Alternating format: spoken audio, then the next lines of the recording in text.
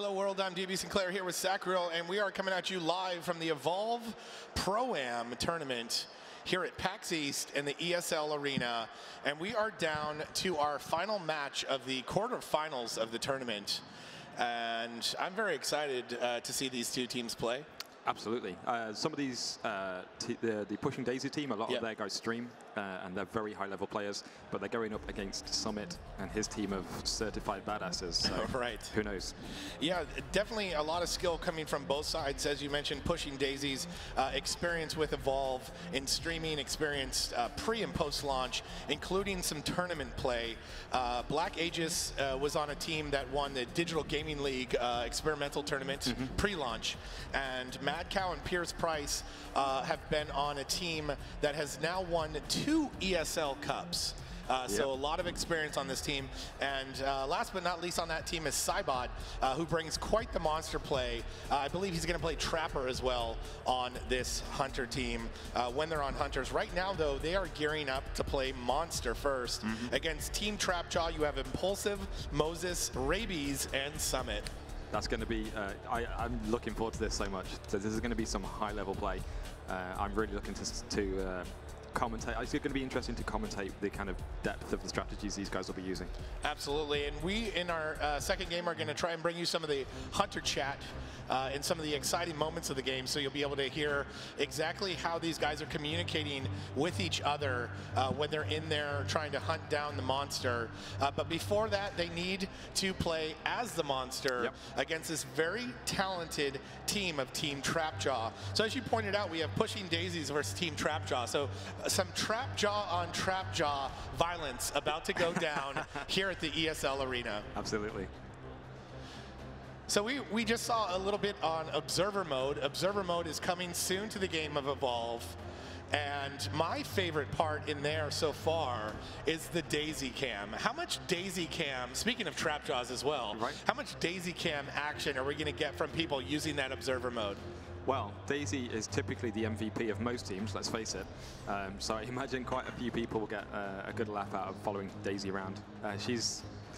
When you're the monster, she's the biggest, you know, get her out of here. When you're a downed hunter, the best thing you can ever see is Daisy there running along, ready to lick your face back to life. Absolutely. So the team's gearing up here. Some friendly gestures exchanged between them. We have Mad Cow on the monster for Pushing Daisies. Awesome. And for those of you out in the crowd and for those of you watching at home, this gentleman with the nice lock of long hair has promised to cut that lock of hair if they win this Pro-Am tournament. So lots on the line here, Sacriel. Awesome. He should shave his head and look like Lazarus afterwards. Let's do that. Nicely done. Nicely done. Lazarus, we have not seen much Lazarus in the competitive section of the game here. When we've been seeing it played recently, nothing of Lazarus so far in this tournament. Very difficult character to play. It really relies on a very incredibly well-coordinated team. There are some strategies using mines and buckets, turrets for area denial that work really well, but it's a very, I'd love to cast a game with that, but it's such a high level play, it's quite risky to do in a tournament environment. Unless you have that, as you mentioned, that precision communication between the team, and even then he can still be countered. Yeah, absolutely. Yeah, if you're a high-level monster, you definitely know the ins and outs of a Lazarus play, and you can do things like bait his cloak by focusing him, then switch focus to someone that you can down, and then he can't cloak to revive. There's all sorts of interesting mind games you can play. It would be great to see a Lazarus game at some point in the tournament, but I think a lot of the teams are going with the safer approach of Kyra. Pushing Daisies with Mad Cow on the monster, Team Trapjaw with Impulsive, Moses, Rabies, and Summit, ready to bring their experience to the game of Evolve. Absolutely, this is going to be great. This is going to be so good. I'm really looking forward to this. For everybody at home joining us in the chat on the stream, thank you so much for hanging out with us today. Thanks for watching the Evolve Pro-Am tournament coming at you live from PAX East. And a big thank you to all the other casters, big fans of Evolve that are also hosting the channel. Absolutely. You know, sharing the community and sharing this amazing event with you and your own communities is such an awesome way of supporting everything we do. The Hunters selecting their character choices, Monster as well. Oh, Kraken. And it looks like he's trying to make the choice between the Monster now. He's really going through them as well. Oh, Kraken. Are we going to see a Wow, no lightning strike, going Vortex Mines. That's an interesting build. And we have a Val, so in play now are not only the stasis grenades versus the Kraken, but also the Trank gun. Yeah. Trank is so strong versus the Kraken. When it's up in the air, it's a nice, easy target to hit with your Trank gun. It's going to be really interesting. The Kraken's going to struggle to stay in the air. It's going to have stasis grenades everywhere, Val Tranks everywhere, weak points probably, which really switch up the dynamic in terms of damage dealing. Your assault might start to use his assault rifle secondary and just pepper those weak points instead of using his lightning gun. So it's going to be some really interesting plays here. Yep, and we are seeing Hank again and Abe. Yes. Big fan of Hank. Hank is great against Kraken. A high-level Hank will almost exclusively reserve his shield gun purely to soak up those lightning strikes. But this guy's not got lightning strikes, and Vortex is so much faster than lightning strike. He can just be thrown out on a whim. It's really hard to counter, so you're going to have some high-level shields play from Hank to counter the damage that this Kraken can put out. And here we are jumping right into the action with the Mad Cow Kraken, and he's going to go ahead and switch some settings up. It looks like we have a fighter pilot in the house, which is rather appropriate when you're playing Kraken. Yeah, right. If you want, if you're going to be controlled by someone, you might as well be a fighter pilot. Eh?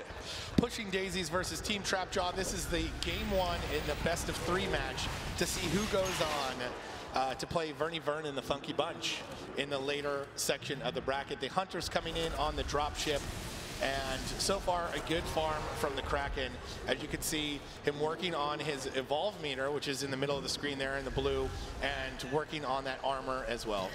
Yep, first 3 meals he's had are all exclusively 3 meats, so that's a nice, efficient way of eating. And also, that carrion bird chance is nice and low, because instead of eating, what would that be, 9 Reavers, he's only eaten 3 mammoth birds, so it's a really good look. Needs to be careful flying around like that. There's lots of packs of birds on the floor which he can trigger. But looks like he's looking for more food here.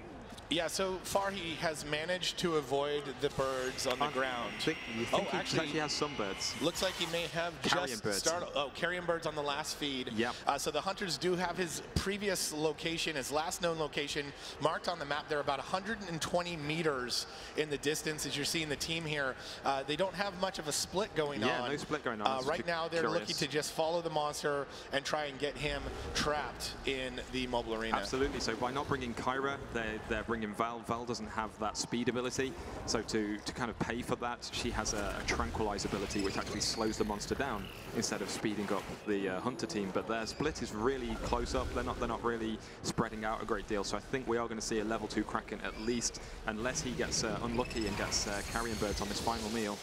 Or is he not going to eat?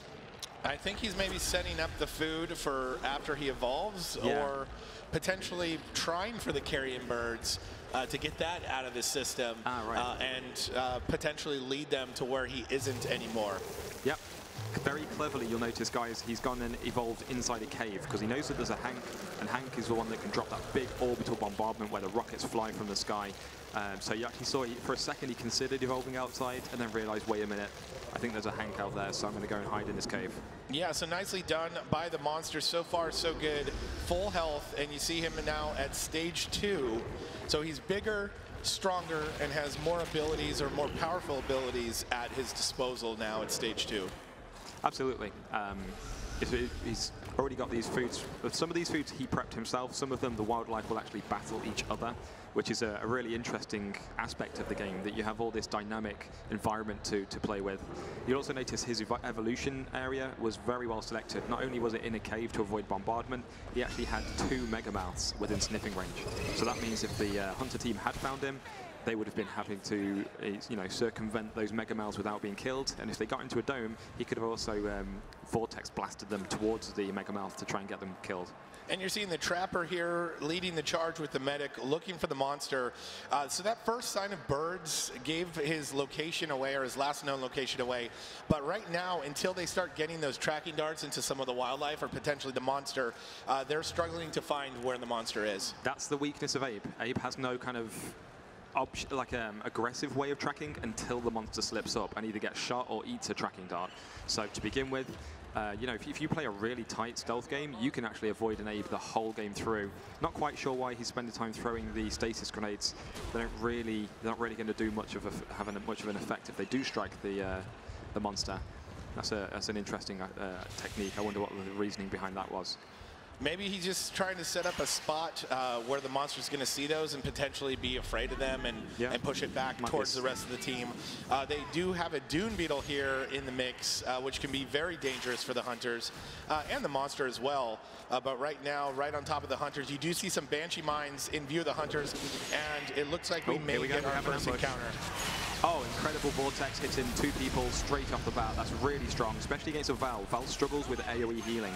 So immediately in the first 2 seconds of the game, the healer is brought down to critical health. She cannot self-heal or AoE heal, so really strong introduction to the fight there. And he did exactly what you were speaking about earlier, which is using those abilities to separate the team. He pushed the medic around the corner, couldn't be shielded by Hank. Also pushed the assault back as well, so there's no damage coming in. Back. And look at that. Wow, we have somebody trapped in a plant. That Wildlife though, Wildlife MVP wrapping up the game there. Incredible ambush, leading the Hunter team into Wildlife and into the combination of Vortex into Lightning Strike. So much damage. And that is quite a skill of an advanced monster player, of being able to lure the Hunters into a dangerous place where there's plants around, where there's wildlife around as well.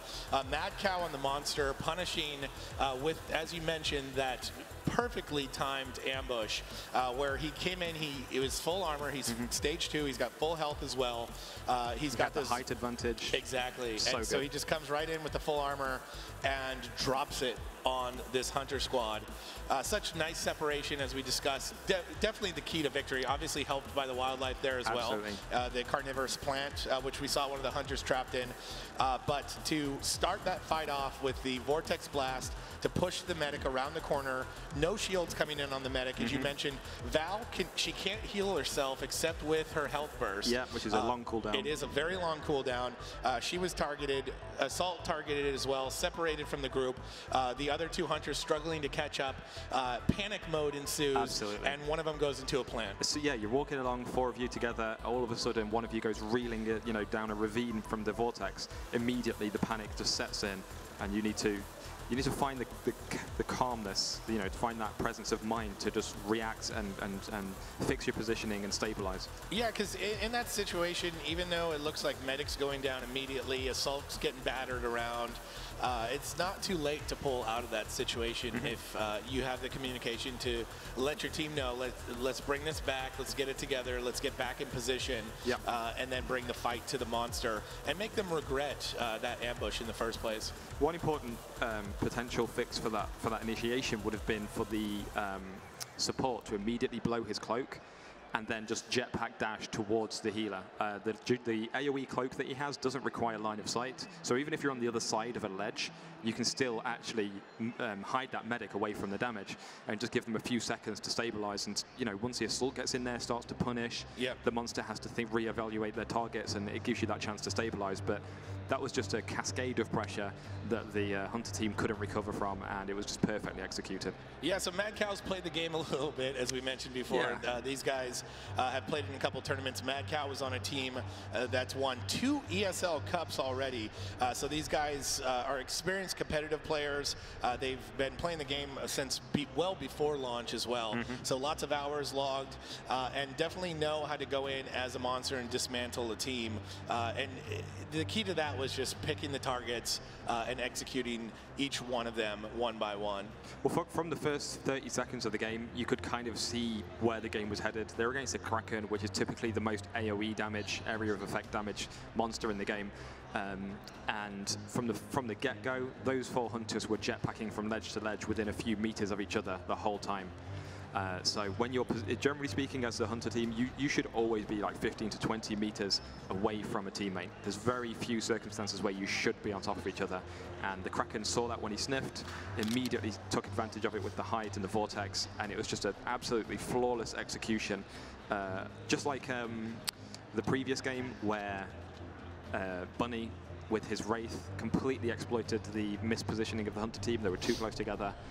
what we're learning from this game and from these sets of games is that positioning is king in this game. Yeah, it's really everything. And I think we're going to see that good positioning that you alluded to there with this team on the Hunters. So we're going to see Pushing Daisies on the Hunter team now. They're going to be playing as the full squad of 4. That's Black Aegis, Mad Cow, Pierce Price, and Cybot on the Hunter squad. As we mentioned, Black Aegis on a team that played in an early grassroots Evolve tournament with Mad Cow and Pierce Price winning back-to-back ESL Cups with their team. And Cybot playing the game a lot. I've played with this guy. He's really good. I'm excited to see him play on this team with these guys as well. They are playing versus Team Trapjaw. They're up a game with their monster play, looking to make it 2-0. But this team here, though, these guys are experienced gamers. No one to mess around with. And not just experienced gamers, but some hardcore cutthroat gamers. And I'm excited to see how they bring it back. You're going to see Rabies on the monster. And I don't see this being an easy fight for Team Pushing Daisies. This is not going to be a pushover. This is he's going definitely to be going to bring his game. Yep. So Pushing Daisies are really going to be a masterclass on hunter strategy, trapping, aggression, splitting. It's going to be a joy to commentate that, but I think they're going to be up against a challenge that's going to stress all of those aspects of their gameplay, and we're going to see who comes out on top. Absolutely, and we're going to try and pipe in some of the Hunter chatter in this game so you can hear as well at home and in the crowd what these guys are saying to each other to strategize, taking those high points, getting that nice split, and how they figure that out. We do have a monster selected, and double we are rock throw now charge. Very interesting. That's a good setup. I like it. I like it a lot. We're going to see the Hunter squad coming in now as well. We're going to have Kyra, Cabot, Griffin, and Markov. Very strong build. Not seen any Parnells so far, and we're not seeing that many Wraiths. And Parnell is a great assault for punishing big, chunky monsters like the Kraken and the Goliath. So really surprised that we're not seeing any Parnell play. But glad to see the Charge is making an appearance here. More friendly G-rated gestures from Rabies on the monster play. Looking to bring his monster play and his general attitude towards the team here. Playing Goliath. I like him as Goliath. This is the big physical brute of the fighters here. And he's gone again with the very flamboyant skin that's saying, come at me, guys. I'm ready to fight. I don't need to hide. That's what this skin says. So you're seeing the map being utilized by the monster player there. He's making his way towards the left or the south side of the dam. When you're starting in the spawn area and you're looking down the river, this would be the left side. This is a side that has a lot of caves, a lot of places where the monster can feed and farm and hide. Also a lot of elites on that side. So you're going to find quite a few Megamals, Doom Beetles, lots of big creatures that are going to cause... big guys. Yeah, the big guys that are going to cause the Hunters a lot of problems. Typically, the vast majority of the elite monsters are kind of anti-Hunter. I mean, the Crowbill will attack the Goliath, but, you know, if the Goliath has got armor, he can just absorb it, whereas if you're a Hunter, it sends you reeling. There you can see Mammoth Bird actually giving the Doom Beetle a bit of a shock. I love to see the wildlife on wildlife violence. It always makes me happy when I'm playing either as the hunter or the monster, because I know that one of the wildlife is trying to make it a little easier on me, potentially. We are seeing Griffin, as we mentioned before. We've been seeing a lot of high-level Griffin play coming out in the competitive Evolve scene.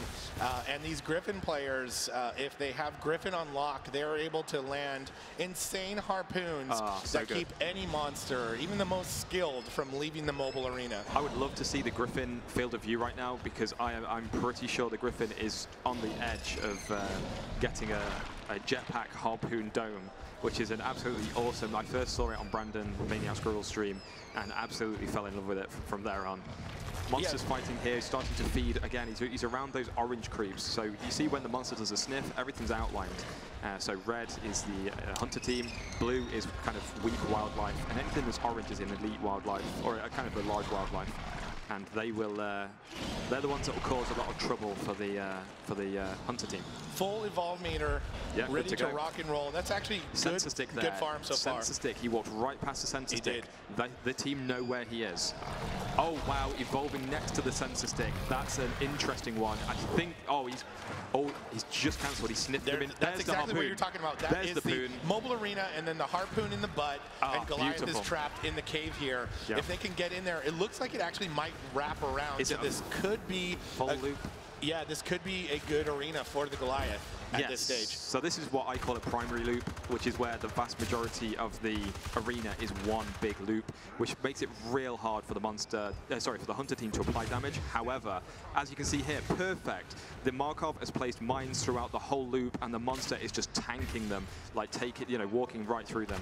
So when you have a big loop like that, you are looking for your assault to lock off the majority of that loop with his 5 mines, and then just push the monster around the whole time.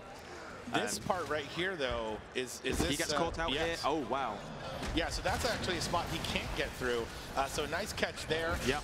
The Cabot has him dust tagged, or at least had him dust tagged, so they were able to see exactly where he was. Is up as well, so and they're melting the armor. Yep. Oh, beautiful. So Cabot is using his damage amplification beam, which doubles the damage the monster takes.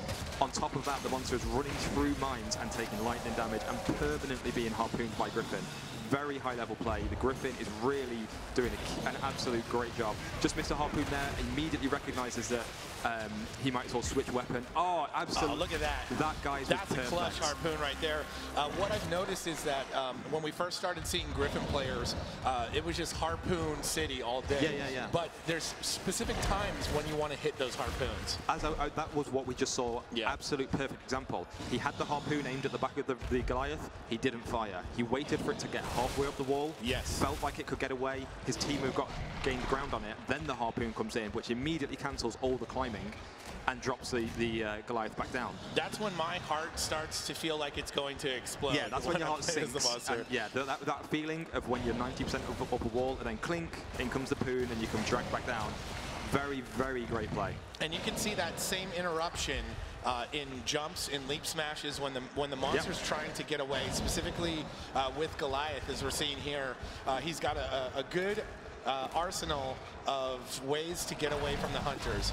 And you're going to see it evolve here. He's evolved next to a sensor stick again. So, oh wow, he's evolved on that sensor stick. They're going to climb up there and punish the hell out of him. I think the thing with that is that players are not necessarily used to seeing this high-level Griffin play. Yes. And so they don't know specifically to look for the sound spikes. So as you were talking about Abe before, Abe doesn't have sort of an active passive way of tracking. Yeah, sorry, yeah. And so with that said, with Griffin, you are anticipating where the monster is potentially going to go with these sound spikes and laying them down. And if the monster goes through that area, it's going to trigger and let you know exactly where he is. You see him trying to focus down one of the hunter teammates. Griffin is in his back with the harpoon and separates him from that hunter. That's the ideal position. You can tell a high-level Griffin because a high-level Griffin will be behind the monster at all times. So the monster's facing away from the Griffin. That gives him the most duration from his harpoon, because the monster has to stop, turn, do a 180, break the chain, 180 again, and carry on. The pressure was just too much for that Goliath. The Griffin play was outstanding, constant pressure, keeping the monster dragged back into the fight. It's almost like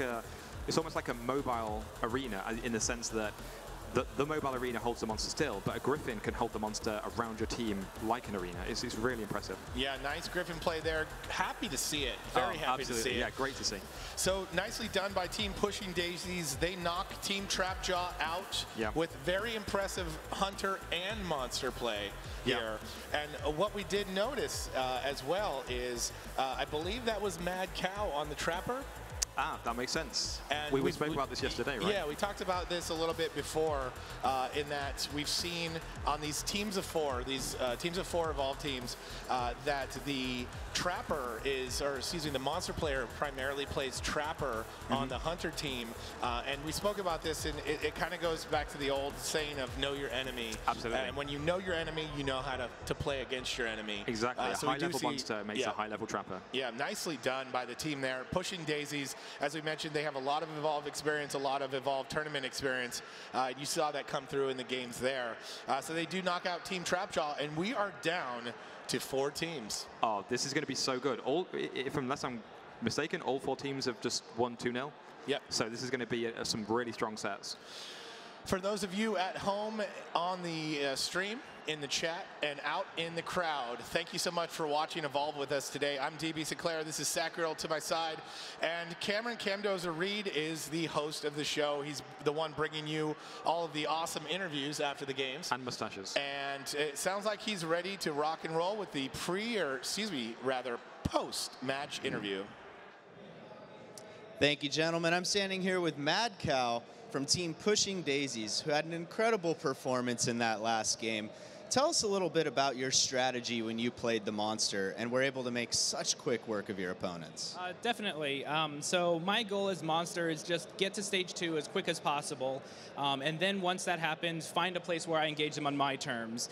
So I noticed there were some bird cycles there, so I put up some banshee mines. There was some hostile wildlife nearby, so some pillars, so it was very advantageous to me. So I was just basically luring them back there, and then once they came, I attacked, and I was able to single off the medic as soon as possible, down them, and then from there I was able to just snowball from one person to the next. Well, some really high-level play, and then in Game 2, when you guys played the Hunters, we saw more high-level play, and I was particularly impressed by the sensor stick placement from Griffin. Tell us a little bit, maybe some advice for anybody who's watching at home who hasn't played much, because we saw the monster evolve twice right next to the sensor stick placement. How do you know where to put that? So in that specific map, Griffin usually likes to cut the map in half, and then once we realized he was in the caves and to the left of the area, I put another one, so all 3 of those kind of cut him off, so if he ever left that area, we would know, and we'd be right on top of him. And so it's kind of predicting, like, if I was a monster, where would I go? And then I put a sensor stick kind of around that area, because it's high foot traffic.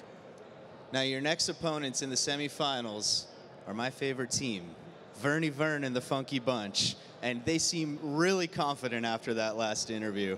How are you feeling going into your match against them? Well, we're also very confident. The great thing about this game is I love the competition. I love the high-level strategy. It's an amazing game, and I look forward to a really good play from them. All right, well, congratulations and best of luck. Up next, though, we do have our first semifinal match. It's going to be Team Venomhound versus Trigger Down, and the winner of that will advance to the grand final. Don't go anywhere. You're watching the Evolve Pro-Am.